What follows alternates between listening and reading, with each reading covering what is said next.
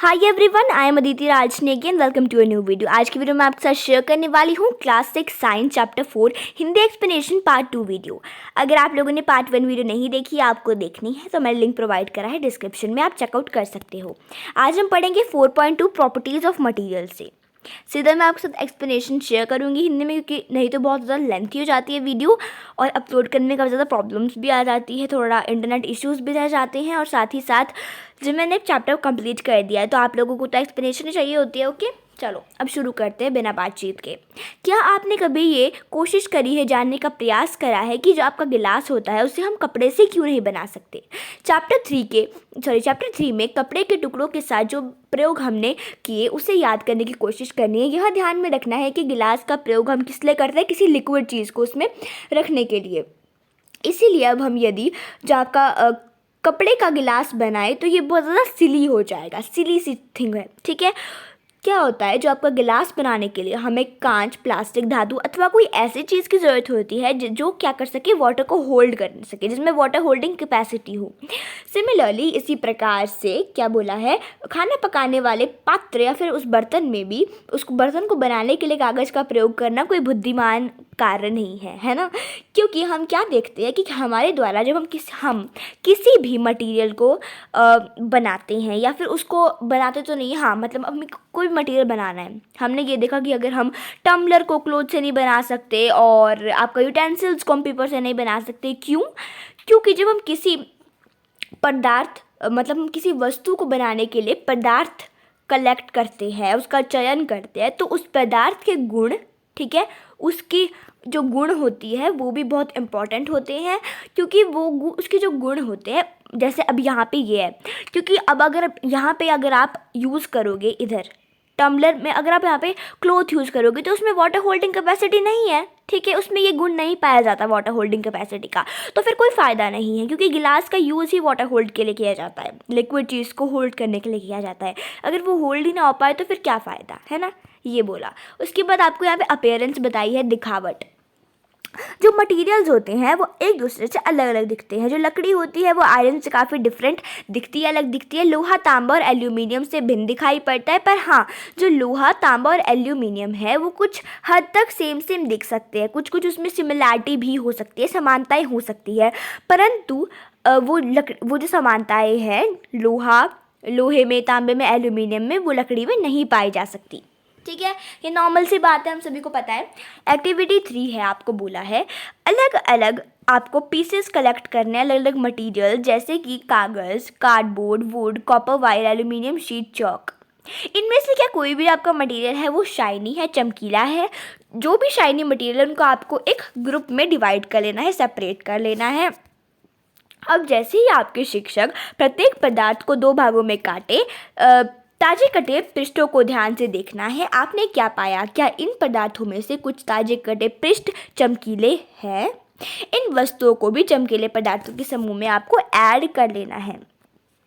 उसके बाद बोला है, क्या आप अन्य पदार्थों में इसी प्रकार की कोई चमक या धुति देखते हैं? ठीक है, जैसे भी संभव हो सके किसी भी ढंग से इन्हें काटना है। ऐसा आप कक्षा में जितने भी पदार्थों के साथ कर सकते हैं, जो भी आपके पास अवेलेबल है। उसके बाद है यहाँ पे आपको बोला हुआ कि ओके, अभी हम यहीं पे, तो आपको बोला है कीजिए और धुतिवान तथा धुतिहीन पदार्थों को, मतलब जिनमें लस्टर है और जिनमें नहीं है, क्या करना है, उनके अलग अलग सूची बना लेनी है। काटने के स्थान पर आप पदार्थों के पृष्ठों को रेगमाल से रगड़कर, या फिर रेगमाल मीन्स सैंड पेपर होता है एक, मतलब वो क्या होता है, इस तरीके से आपका सैंड पेपर मिलता है, 5 to 10 रुपीज़ का मिल जाता है।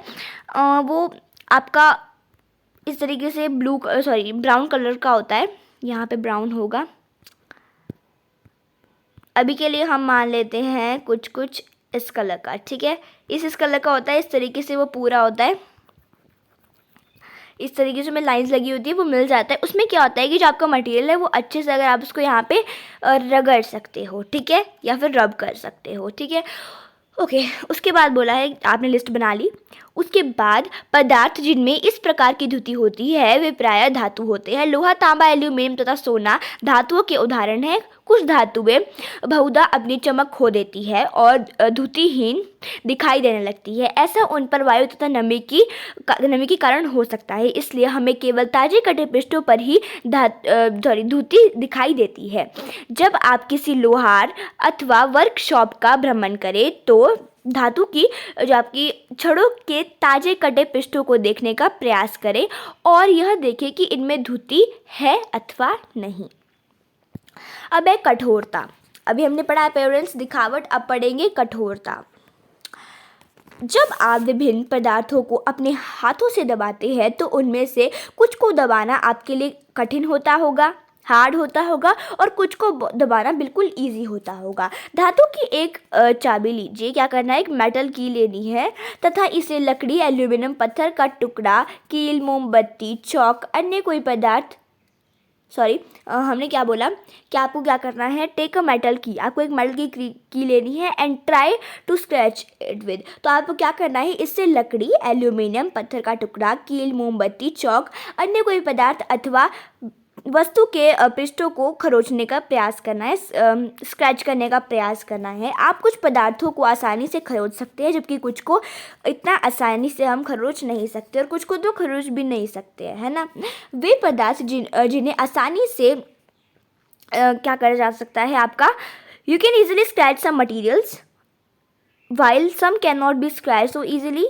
मटीरियल, वो मटीरियल जो कि कॉम्प्रेस्ड या स्क्रैच्ड इजीली हो जाते हैं, मतलब जो मटीरियल्स, यहाँ पे मैं चेंज कर लीजिए एक बार कलर, ओके।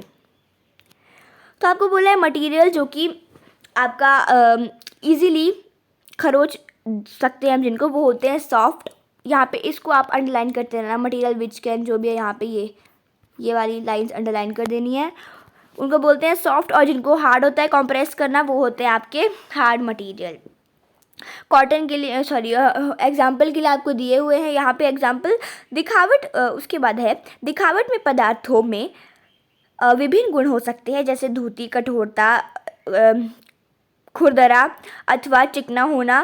क्या आप अन्य गुणों के बारे में सोच सकते हैं जो किसी पदार्थ की दिखावट का वर्णन करते हैं? सॉल्यूबल और इनसॉल्यूबल, ये बहुत इंपॉर्टेंट है और बहुत ही मज़ेदार एक्टिविटी है ना। एक बार हम देख लेते हैं कि हाँ, आज की वीडियो में तो हम कंप्लीट नहीं कर पाएंगे बस चैप्टर, बट इसको कर लेते हैं एक बार। सॉल्यूबल मतलब विलेय या अविलेय। तो आपको बोला है कुछ ठोस पदार्थ जैसे चीनी, नमक, चॉक पाउडर, रेत तथा लकड़ी के आपके बुरादे के नमूने एकत्र कीजिए, ठीक है। सैंड एंड सॉडस्ट आपको क्या करना है, एकत्रित करना है। आपको 5 गिलास लेने हैं, प्रत्येक गिलास में आपको क्या करना है, 2/3 पानी ऐड कर लेना है। पहले गिलास में कुछ मात्रा में चम्मच भरकर चीनी, दूसरे में नमक, इसी प्रकार शेष गिलासों में जो आपको मटेरियल बताए थे पहले वो डाल देने हैं। प्रत्येक गिलास की मतलब देखो यहाँ पे मैं बता देता ताकि आपको अच्छे से लगे पता। यहाँ पे इस तरीके से गिलास ले लिए, पानी डाल दिया, 2/3 इसमें पानी डाल दिया। उसके बाद क्या करना है, यहाँ पे चीनी डाल दी, यहाँ पे नमक डाल दिया, यहाँ पे कुछ भी डाल दिया, जो भी आपके पास अवेलेबल है। State the content. उसके बाद आपको क्या करना है, प्रत्येक गिलास की अंत वस्तु को चम्मच से क्या करना है, विलोड़ित कीजिए। धीरे धीरे इसको हिलाना है, ठीक है, आराम आराम से हिलाइए। कुछ मिनट तक प्रतीक्षा कीजिए, वेट कीजिए। उसके बाद बोला है ऑब्जर्व। फिर आपको ऑब्जर्व करना है कि क्या हुआ उस सब्सटेंस को जो कि पानी में था। आपको अपनी ऑब्जर्वेशंस लिख देनी है। अब है सॉल्ट। तो सॉल्ट क्या हो गया, पानी में घुल गया पूरा। शुगर भी तो घुल जाएगी कुछ टाइम बाद। मिट्टी, ठीक है। इस तरीके से आपको करके देखना है, नहीं तो मैं सारे अभी बता दूंगी तो फिर आप करोगे नहीं। से करके देखना इंपॉर्टेंट होती है, एक्टिविटीज़ करनी चाहिए, इससे हमें नॉलेज गेन हो जाती है काफ़ी ज़्यादा। यहाँ पे बोला है आप यह पाएंगे कि कुछ पदार्थ जल में पूर्णतः जो आपके लुप्त बोलते हैं हिंदी में, मतलब डिसअपियर हो जाते हैं, डिसअपियर्ड हो जाते हैं, जो या फिर घुल जाते हैं पानी में, उनको सॉल्यूबल बोलते हैं। वो सब्सटेंस जो कि क्या होता है, जो वो सब्सटेंस जो कि जल में लुप्त नहीं होते या डिसअपियर नहीं होते, घुलते नहीं हैं, उनको इनसॉल्यूबल बोलते हैं। उसके बाद वाटर जो होता है, जल बहुत से पदार्थों को विलीन कर सकता है, इसलिए हमारे शरीर के प्रकारों में इसकी एक महत्वपूर्ण भूमिका है। क्या द्रव भी जल में विलीन हो जाते हैं? क्या लिक्विड भी पानी में डिसॉल्व हो जाते हैं? अब है यहाँ पे एक्टिविटी 5, इसको भी हम कर ही लेते हैं, एक बार वीडियो का लेंथ चेक कर लेते हैं। ओके, कर ही लेते हैं इसको भी। सिरका, नींबू का रस, सरसों का तेल अथवा नारियल का तेल, मिट्टी का तेल अथवा अन्य किसी द्रव या फिर लिक्विड को लेना है। एक गिलास लेना है, उस पर हाफ पानी डाल देना है। उसके बाद कुछ ड्रॉप्स डालनी है इनमें से किसी लिक्विड की। उसको स्टिर करना है, मतलब घोलना है चम्मच की हेल्प से, स्पून की हेल्प से। इसको थोड़ी देर वेट कर लेना है, वैसे ही रखना है। फिर अपनी ऑब्जर्व करनी है, अपनी जो आपकी जो आप देखोगे उसको ऑब्जर्व करना है। मतलब क्या होता है यहाँ पे, ये सॉल्यूबल और इनसॉल्यूबल भी बहुत इंपॉर्टेंट होता है। मान लो ये आपने लिया, यहाँ पे आपने ऑयल डाला और इसमें आपने कुछ मतलब आपने विनेगर डाला। विनेगर पानी में मिक्स हो जाता है, बट अगर मैं बताऊँ तो ये आपका ऑयल अच्छे से मिक्स नहीं होता है, ठीक है। उसके बाद आपको बोला है, उसके बाद आपको अपनी ऑब्जर्वेशन को 4.4 में लिख देना है, ठीक है। वी नोटिस, हमने क्या नोटिस किया कि कुछ लिक्विड जो होते हैं वो कम्प्लीटली वाटर के साथ मिक्स हो जाते हैं, पर कुछ होते हैं जो कि नहीं हो जाते हैं और अलग सी एक सेपरेट लेयर बना लेते हैं जब उनको थोड़ी देर के लिए साइड में रखते हैं। सम गैसेज आर सॉल्यूबल, कुछ जो गैसेज होती है वो पानी में सॉल्यूबल होती है जबकि अन्य नहीं होती। सामान्यतः जल में कुछ गैसें थोड़ी मात्रा में विलीन हो सकती है। उदाहरण के लिए जल में विलीन ऑक्सीजन गैस, जल में रहने वाले जंतुओं एवं पादपों की इसको बोलते हैं आपका वेट एवं पादपों की उत्तरजीविता के लिए अत्यंत महत्वपूर्ण है, ठीक है। उसके बाद फ्लोट और सिंक का है, ये भी बहुत इंपॉर्टेंट है, इसको हम नेक्स्ट वीडियो में डिस्कस करेंगे, नेक्स्ट पार्ट में। Thank you so much everyone for watching this video. Hope करते हैं आपको पसंद आई होगी video. Don't forget to like, subscribe and share for supporting my channel. अगर आप मुझे सपोर्ट करना चाहते हैं तो आप लाइक कर सकते हो, सब्सक्राइब कर सकते हो, जहाँ पे समझ नहीं आए वहाँ पे कमेंट करके पूछ सकते हो। कई बार पढ़ाते पढ़ाते कोई चीज़ को मैं भूल जाती हूँ, कई बार क्या होता है पढ़ाते पढ़ाते बच्चों को प्रोनाउंसिएशन गलत हो जाते हैं कुछ, तो इसलिए वो भी पूछ सकते हो आप, ठीक है, बेझिझक होकर। Thank you so much, bye bye, take care, पढ़ते रहो, खुश रहो।